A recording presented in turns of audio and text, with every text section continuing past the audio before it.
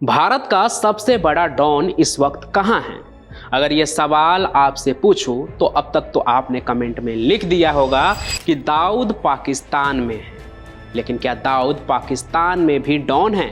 क्या मुंबई की तरह लाहौर अंडरवर्ल्ड पर भी उसका ही कब्जा है, या फिर वो पाकिस्तान में एक भगोड़ा की तरह दुबका हुआ बैठा है? ये सब सवाल मैं इसलिए कर रहा हूँ क्योंकि पाकिस्तान के लाहौर अंडरवर्ल्ड पर जिस डॉन परिवार का आज़ादी के वक्त से ही एक छत्र राज था, उस किंग ऑफ लाहौर के पोते अमीर ट्रंकावाला को किसी ने भरी महफिल में दावत के दौरान गोलियों से भूनकर मार डाला। उस डॉन को जिसके साथ 30-30 बॉडीगार्ड चलते थे, वो डॉन जिसने अपने आगे दाऊद को झुका कर रखा, वो डॉन जिसके डर से कई राइवल गैंग के डॉन पाकिस्तान छोड़कर भाग गए। तो अब सवाल ये है कि आखिर उस डॉन को किसने मारा? नमस्कार, मैं पंचम प्रकाश और आज क्राइम कनेक्ट पर बनाऊंगा आपको एक ऐसे गैंगवार का चश्मदीद गवाह जिसके आगे डी कंपनी भी फेल है।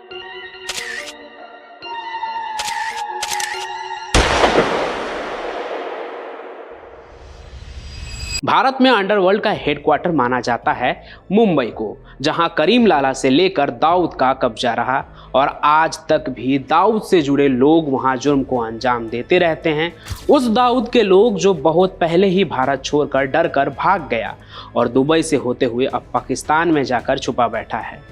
भारत की तरह पाकिस्तान में अंडरवर्ल्ड का हेडक्वार्टर माना जाता है लाहौर को, और मुंबई के बाद अब पाकिस्तान में बैठा दाऊद इब्राहिम लाहौर अंडरवर्ल्ड पर अपना कब्जा चाहता है।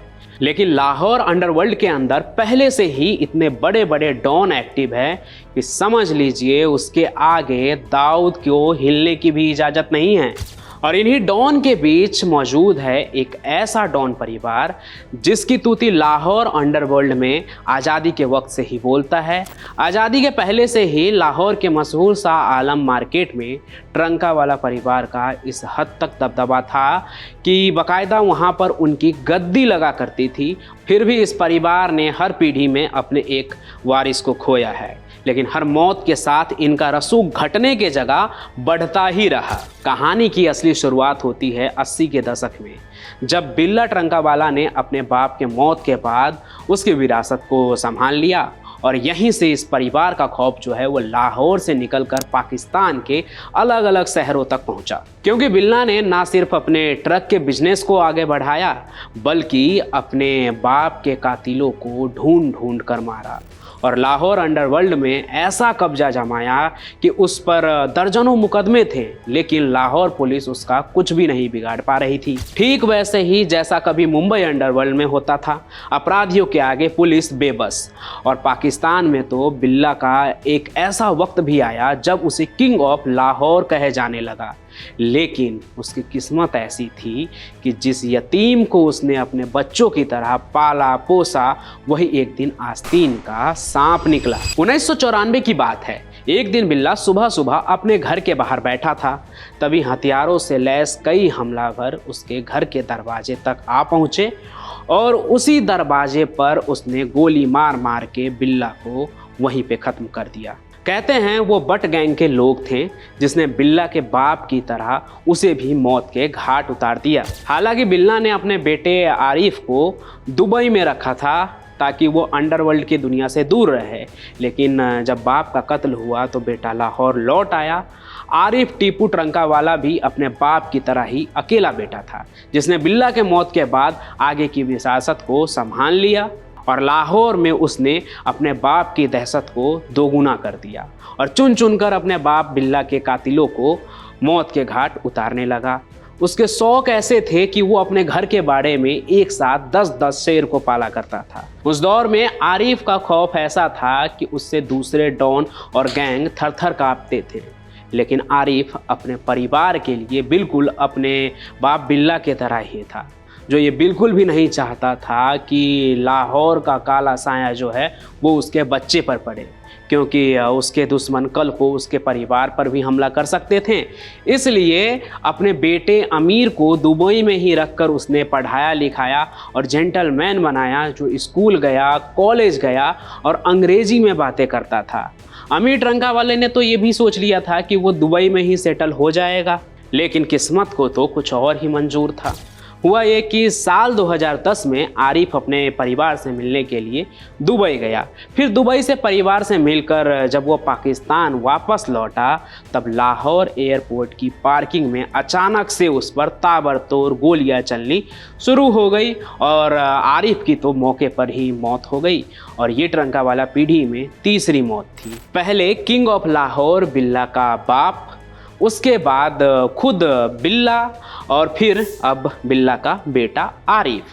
आरिफ की मौत की खबर जैसे ही दुबई पहुंची तो वो लौटकर लाहौर आ गए। वो यानी अमीर ट्रंका वाला और उसकी माँ। अमीर भी अपने बाप दादा की तरह अकेला बेटा था जिसके सामने दो रास्ते थे। पहला, सारा कारोबार बेचकर वो वापस दुबई लौट जाए और चैन की ज़िंदगी जिए, और दूसरा, अपने बाप दादा की तरह खून का बदला खून से ले। और पढ़े लिखे ग्रेजुएट अमीर ट्रंका वाला ने दुश्मनी खत्म करने की जगह बाप के मौत का बदला लेना चुना। अब देखिए ये कितनी इत्तेफाक की बात है ना कि दाऊद इब्राहिम का बाप भी चाहता था कि उसका बेटा पढ़े लिखे, न कि डोंगरी के बाकी के आवारा लड़कों की तरह वो जुर्म की दुनिया में जाए। और तो और दाऊद को लेकर उसके माँ बाप को एक पीर ने यह भी कहा था कि एक दिन उसका बहुत नाम होगा। इसलिए दाऊद के माँ बाप ने उसे अपने बाकी बच्चों के मुकाबले खूब पढ़ाया लिखाया। लेकिन बेटा न सिर्फ जुर्म के दुनिया में गया बल्कि भारत का मोस्ट वांटेड क्रिमिनल बन गया, जो अब पाकिस्तान में छिपा है। और यहाँ पाकिस्तान में भी लाहौर अंडरवर्ल्ड में एक और बेटा जुर्म की दुनिया में जाने के लिए तैयार था, यानी आरिफ का बेटा अमीर ट्रंका वाला, जिसे पूरी कहानी तो पता ही थी कि ये दशकों की जानी दुश्मनी है और उसके बाप आरिफ के मौत के पीछे बट गैंग ही है। फिर दोनों गैंग में खूनी लड़ाई में दर्जनों गुर्गों की जान गई, लेकिन बट और अमीर अब भी जिंदा थे। अमीर जानता था कि भले ही बट गैंग का जो लीडर है आज उससे भागा भागा फिर रहा है जान बचाने के लिए, लेकिन मौका मिलते ही वो पलट के वार जरूर करेगा। इसलिए अमीर ने अपने सुरक्षा के लिए 30 से ज़्यादा सिक्योरिटी गार्ड्स रखे हुए थे जिनके पास ऑटोमेटिक वेपन्स थे। वो खुद भी बुलेट प्रूफ गाड़ियों में चलता था। कई बार उस पर हमला भी हुआ, लेकिन वो हर बार बाल बाल बचा। लेकिन इस साल की फरवरी को उसके तमाम सिक्योरिटी पर सेंध लग गई और 18 फरवरी की रात उसकी ज़िंदगी की आखिरी रात बन गई। हुआ ये कि अमीर के जिगरी दोस्त के बहन की शादी थी, तो जाहिर सी बात है कि अमीर उस शादी में जाता ही।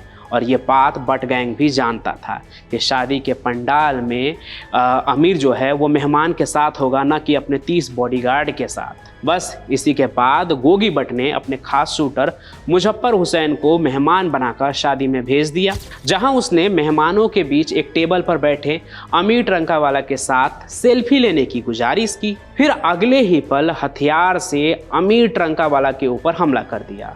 अब वहां मौजूद कुछ गार्ड्स ने हमलावर को तो मार गिराया, लेकिन अमीर ट्रंका वाला ने जिन्ना अस्पताल में पहुंचते ही दम तोड़ दिया और ट्रंका वाला परिवार का चौथा चिराग भी बुझ गया।